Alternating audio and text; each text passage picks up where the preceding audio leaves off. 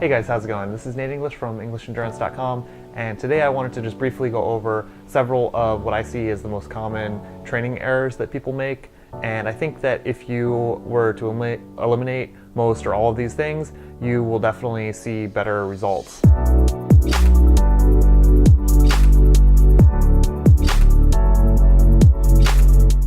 I think the first two mistakes that I see that are probably the most common are that people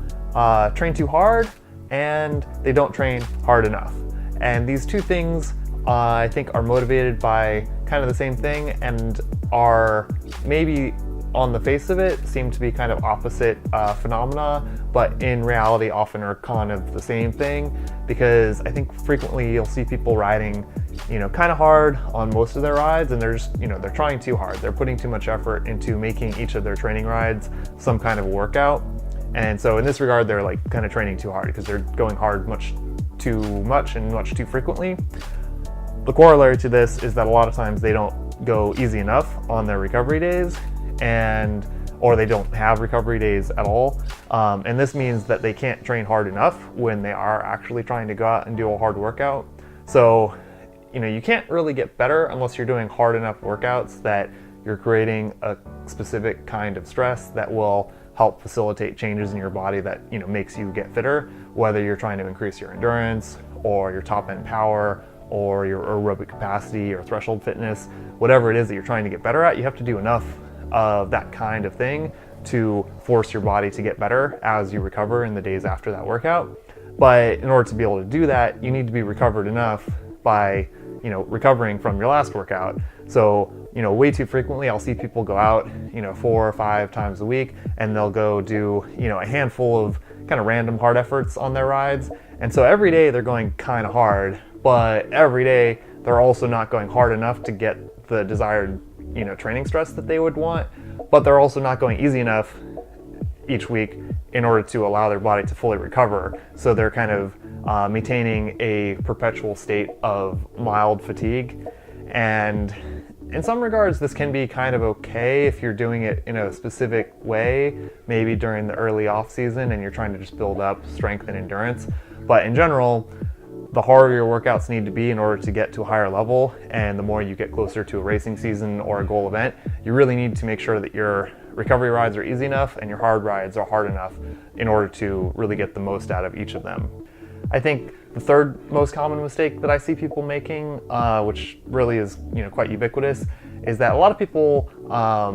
don't get the most out of their training time. And a lot of the time, the amount of time they spend in training isn't really helping to create the type of training stress that they're looking for. And they might be out riding for 3 hours, but they might stop to get a coffee. They might lose some time on some downhills, and out of the 3 hours that they're riding, they might only get maybe 2 hours or 220 of actual solid training time in. And I think this is much more common for people when they're doing group rides, and I definitely experience that. If you have 5 or 10 people that you're riding with, every stop that you might take tends to take a lot longer than if you were just on your own and you stopped for to fill up your bottles, or stopped to go to the bathroom, or even if you stop for coffee. If you're on your own, that might take you a few minutes, or if you're just with one riding partner. But if you have 10 people, it tends to take a lot longer. So there's a definite benefit to training with riding buddies and having large group rides that you go on. But I would just try to make sure that you try to facilitate a smooth, efficient riding attitude within the group. And whenever you can, just try to keep moving and try to make sure that you're minimizing the amount of time that you are not pedaling hard or not pedaling at all on descents, or maybe if you're drafting behind people on an extended straightaway. A lot of times if you just get the group moving pretty efficiently, you can rotate, you can keep a steady pace, and make sure that most of the time that you're out training is actually going to benefit you for whatever your training goals are. The fourth most common mistake that I often see with people is that they don't train consistently enough, or they just don't train enough. So sometimes, seasonally, maybe you train more in the summer than you do in the winter, or maybe you spend less time riding during the winter and you maybe run, or you go to the gym, or you cross train, and that's fine. I think it's even great if you take a few weeks or a month completely off as needed during the off season. But I think a lot of the time you'll see people week to week throughout the spring and summer months, there's a lot of variability that you might see, where some weeks they're riding 4 days a week, some weeks they're riding 6 or 7 days a week. And I think the more that you can keep up a consistent,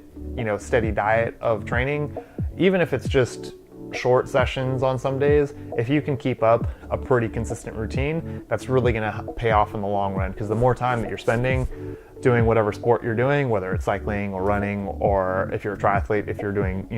3 different sports on a regular basis, it really adds up over time. And if you go extended periods where you're only training a few days a week for let's say more than a month, I really think that if you just did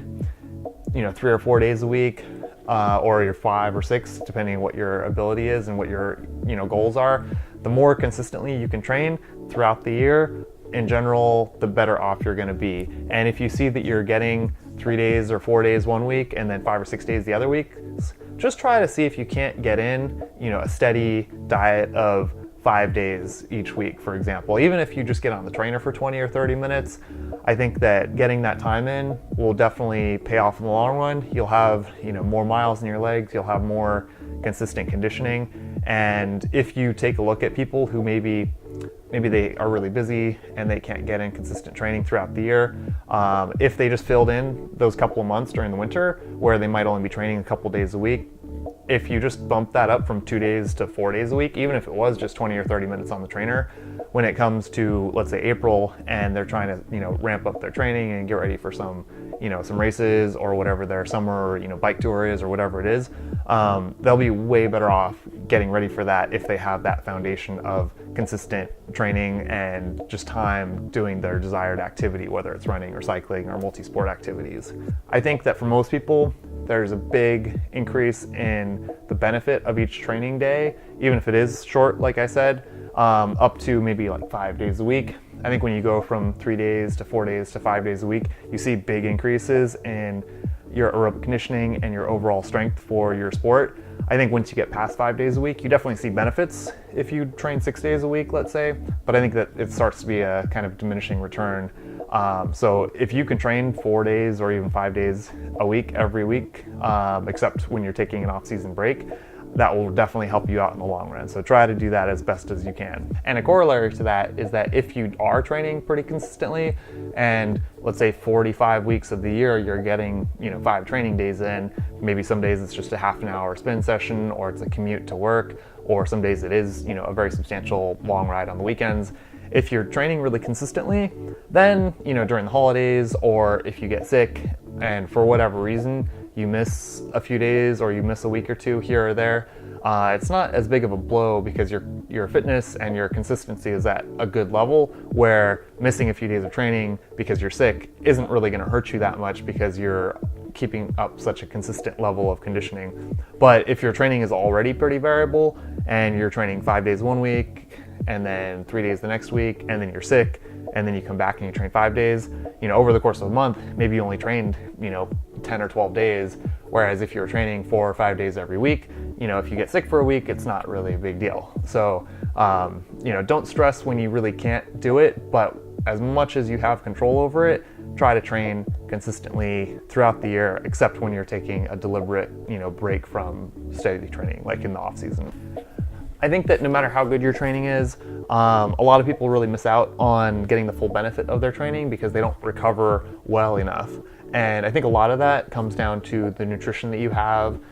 throughout the day, and whatever your cycle is. So whenever your training block is, if you train in the morning, or if you train in the afternoon, or you train at lunch, whenever it is that you train, making sure that you get good nutrition in the hours afterwards, so that you get enough protein that your body can repair itself and build new enzymes and help get you fitter, and you get enough carbohydrate so that if you did an intense workout, you can replenish the lost glycogen that you had.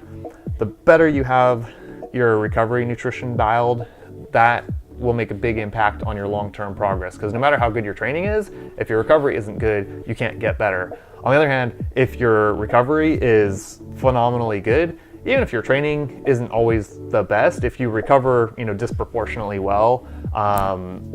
you'll tend to be very fit and you'll tend to get good results from that. If you think of let's say like supposedly gifted athletes that tend to be really exceptional, whether they're professionals or they set world records or whatever. I mean, basically they're really good because they train hard, but their bodies react and respond and adapt well to their training. And some of that, no doubt, is genetic and kind of intrinsic to their person, but a lot of that is just the habits that they have created that allows them to eat well and sleep well, and maybe massage their legs after they shower, and make sure that they're doing everything they can to make the most of the training stress that they've created when they're training. So never underestimate the value of recovery. And the biggest thing that we have maybe deliberate control over is what kind of foods we eat and when, and then along those lines, how much sleep we get and when. That's a whole, both of those things are whole subtopics on their own, but making sure you can sleep enough and that you can sleep at consistent times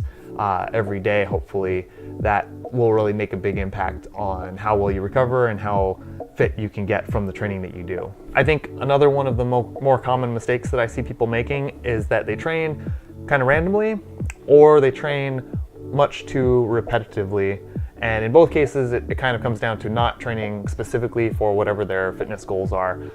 So on the one hand, some people I see will, read an article online or in a magazine, or they'll see a video on training, and they'll think that a certain workout is great. So they'll do that workout maybe 3 or 4 times in a month, and then later they'll see another workout that looks good and they'll do that. Or they'll do the same exact routine day after day, week after week, and they'll never change it. And there's a lot of good in seeking out new information and trying to modify your training by coming up with new ideas or being inspired by other people's training methods, but it needs to make sense for what your goals are. And it's really powerful to have effective routines. So if every Monday and every Tuesday and every Wednesday you have a certain routine for like how and when you train, that can be very good because it helps ensure that you're getting the training that you want and the training that you need. But you need to make sure that it's specific to whatever your goals are, and that it's progressive, and that it's adequately diverse, that it trains all of the appropriate systems that are necessary for you to reach your goals. But you need to make sure that you're not creating some sort of kind of random haphazard system that doesn't allow you to get sufficient training for each system that is important to you. And you need to make sure that it's not so routine and repetitive that you never see progress because you're just doing the same exact thing week after week forever. And then lastly, kind of going along with the idea of being too random or too repetitive, a lot of people maybe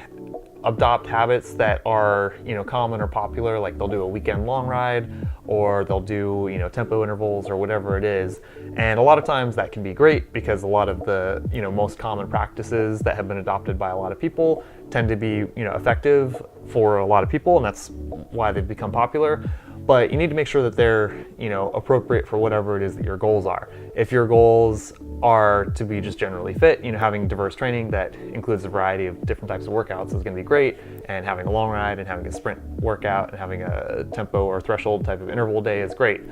But you need to make sure that if you're racing, or if you have specific training goals or specific events that you want to do, you need to make sure that whatever your training is going to help you get better at the things that matter for that. So if you're, let's say, a mountain bike racer and you do cross country and short track mountain bike races, and all of your races are between 20 minutes and maybe 90 minutes long at the longest, it is really important to have adequate endurance and adequate aerobic conditioning to do those events. But you don't need necessarily to go out and do 5 or 6 hour long rides that will benefit a road racer or a stage racer who might be doing events that are 4 or 5 hours long. There is definitely going to be a benefit for that for athletes that have reached a certain level, but for a lot of athletes who maybe are just a year or two into it and they're just racing maybe their first dozen races and they're kind of getting their feet wet, or they're just trying to progress at an appropriate level for where they're at, going out and killing themselves doing 5 hour long rides isn't probably going to give them as much benefit as focusing on adequate long rides but building their intensity more, because a 25-minute short track race is not very long, and doing a 5 hour long ride is not going to help them with that. Likewise, somebody that does road racing and does stage racing and they need tons of endurance, if their long ride is only 4 hours long most weeks and they very rarely go past the 5-hour mark, but a lot of their races might be, between 4 and 5 hours long, and they might do stage races where every other day it's a 4-hour road race. They might really benefit from doing a higher volume of training and doing higher volume long rides. So you definitely really need to think about like what your goals are and what demands you have on your different energy systems. So your endurance, your threshold fitness, your top end aerobic capacity, your anaerobic fitness, and see like how much of those things you need for whatever you're trying to go for, like whatever events you're doing, and see what you need to do in training to get ready for that. And don't just do a 5-hour long ride because your buddies are doing it. Do it because it's appropriate for whatever your goal event is. Likewise, don't go out and do brutal sprint work or go to the gym and lift really heavy in the wintertime if that's not at all relevant to whatever your fitness goals are. So just think about what your ideal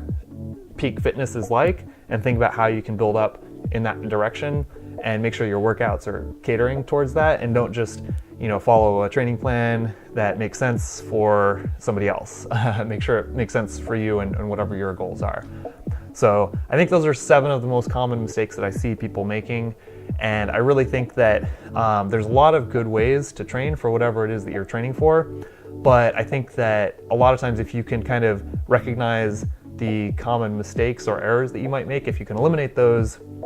whatever your good things are, like whatever the good strategies are that you are implementing, will be that much better. And if you make sure that you're training hard enough when you want to train hard, and that you're recovering well enough when you need to recover, and that you're taking care of your nutrition and your sleeping, and you're training specifically, and you're training efficiently by not wasting a lot of time when you're out on the bike or out on the run, all those things will really enable whatever training strategy you have to manifest the best possible results that it can. I'm sure I'll go over a lot of those individual topics in more detail in the future, but I hope that some of those things were useful to you and maybe provided you, a little bit of insight that maybe you're thinking of something that you could do differently with your own training. So that's it for this video. I hope that some of that was useful to you, and definitely let me know if there's something that you want me to talk about or cover in a subsequent video, or hit me up with an email if you had something that you wanted to ask me directly. And that's it. I'll see you next time.